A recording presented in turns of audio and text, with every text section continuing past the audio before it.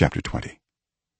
When you go to war against your enemies and see horses and chariots and an army greater than yours, do not be afraid of them, because the Lord your God, who brought you up out of Egypt, will be with you. When you are about to go into battle, the priest shall come forward and address the army. He shall say, "Hear, Israel, today you are going into battle against your enemies. Do not be faint-hearted or afraid. Do not panic or be terrified by them.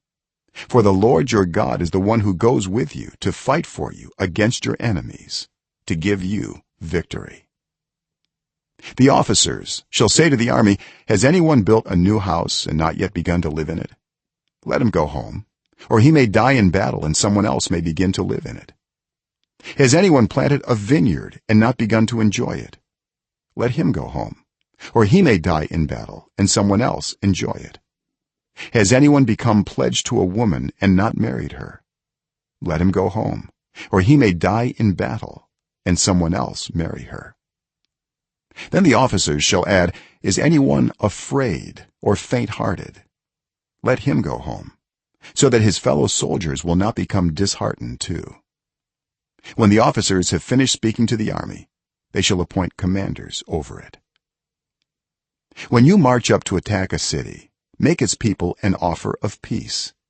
If they accept and open their gates, all the people in it shall be subject to forced labor and shall work for you. If they refuse to make peace and they engage you in battle, lay siege to that city. When the Lord your God delivers it into your hand, put to the sword all the men in it. As for the women, the children, the livestock, and everything else in the city, you may take these as plunder for yourselves, and you may use the plunder the Lord your God gives you from your enemies. This is how you are to treat all the cities that are at a distance from you and do not belong to the nations nearby. However, in the cities of the nations the Lord your God is giving you as an inheritance, do not leave alive anything that breathes. Completely destroy them: the Hittites, Amorites, Canaanites, Perizzites, Hivites, and Jebusites, as the Lord your God has commanded you. Otherwise, they will teach you to follow all the detestable things they do in worshiping their gods, and you will sin against the Lord your God. When you lay siege to a city for a long time, fighting against it to capture it, do not destroy its trees by putting an axe to them, because you can eat their fruit. Do not cut them down. Are the trees people, that you should besiege them? However, you may cut down trees that you know are not fruit trees and use them to build siege works until the city at war with you falls. Chapter 21. If someone is found slain, lying in a field in the land the Lord your God is giving you to possess, and it is not known who the killer was, your elders and judges shall go out and measure the distance from the body to the neighboring towns.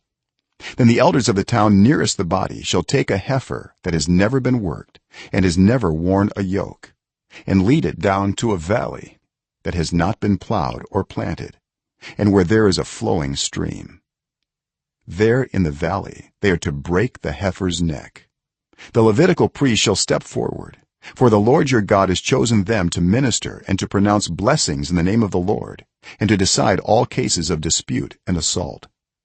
Then all the elders of the town nearest the body shall wash their hands over the heifer whose neck was broken in the valley, and they shall declare, "Our hands did not shed this blood, nor did our eyes see it done.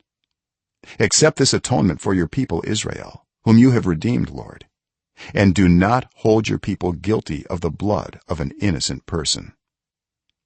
Then the bloodshed will be atoned for, and you will have purged from yourselves the guilt of shedding innocent blood, since you have done what is right in the eyes of the Lord.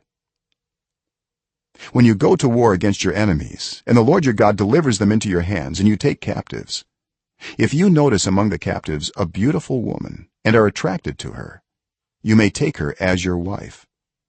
Bring her into your home and have her shave her head, trim her nails, and put aside the clothes she was wearing when captured. After she has lived in your house and mourned her father and mother for a full month, then you may go to her and be her husband, and she shall be your wife. If you are not pleased with her, let her go wherever she wishes. You must not sell her or treat her as a slave, since you have dishonored her. If a man has 2 wives and he loves one but not the other, and both bear him sons, but the firstborn is the son of the wife he does not love, when he wills his property to his sons, he must not give the rights of the firstborn to the son of the wife he loves in preference to his actual firstborn, the son of the wife he does not love. He must acknowledge the son of his unloved wife as the firstborn by giving him a double share of all he has. That son is the first sign of his father's strength. The right of the firstborn belongs to him.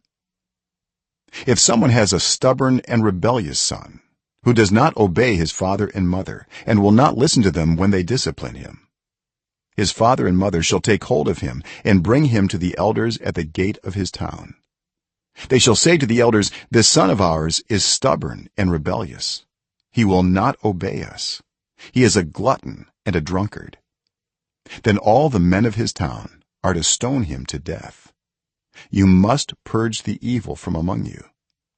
All Israel will hear of it and be afraid. If someone guilty of a capital offense is put to death and their body is exposed on a pole, you must not leave the body hanging on the pole overnight. Be sure to bury it that same day, because anyone who is hung on a pole is under God's curse. You must not desecrate the land the Lord your God is giving you as an inheritance.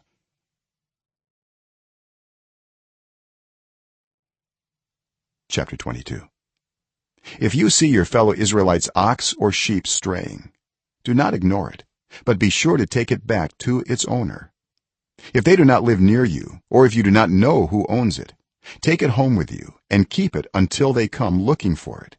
Then give it back. Do the same if you find their donkey or cloak or anything else they have lost. Do not ignore it. If you see your fellow Israelites' donkey or ox fallen on the road, do not ignore it.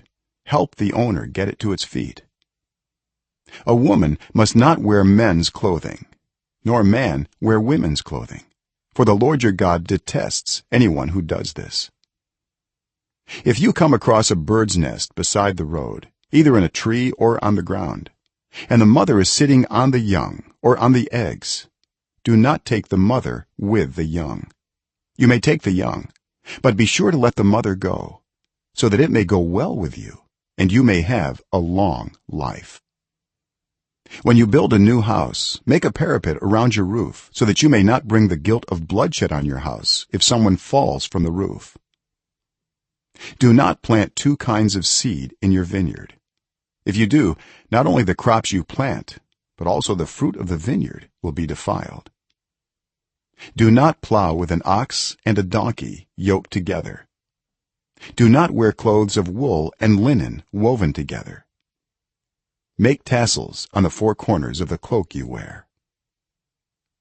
If a man takes a wife and after sleeping with her dislikes her and slanders her and gives her a bad name, saying, "I married this woman, but when I approached her I did not find proof of her virginity," then the young woman's father and mother shall bring to the town elders at the gate proof that she was a virgin.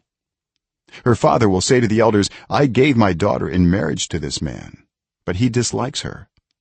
Now he has slandered her and said, 'I did not find your daughter to be a virgin, but here is the proof of my daughter's virginity.' Then her parents shall display the cloth before the elders of the town, and the elders shall take the man and punish him. They shall fine him 100 shekels of silver and give them to the young woman's father, because this man has given an Israelite virgin a bad name. She shall continue to be his wife. He must not divorce her as long as he lives. If however the charge is true and no proof of the young woman's virginity can be found, she shall be brought to the door of her father's house, and there the men of her town shall stone her to death. She has done an outrageous thing in Israel by being promiscuous while still in her father's house. You must purge the evil from among you. If a man is found sleeping with another man's wife, both the man who slept with her and the woman must die. You must purge the evil from Israel. if a man happens to meet in a town a virgin pledged to be married and he sleeps with her, you shall take both of them to the gate of that town and stone them to death, the young woman because she was in a town and did not scream for help, and the man because he violated another man's wife. You must purge the evil from among you. But if out in the country a man happens to meet a young woman pledged to be married and rapes her, only the man who has done this shall die. Do nothing to the woman. She has committed no sin deserving death. This case is like that of someone who attacks and murders a neighbor. For the man found the young woman out in the country, and though the betrothed woman screamed, there was no one to rescue her.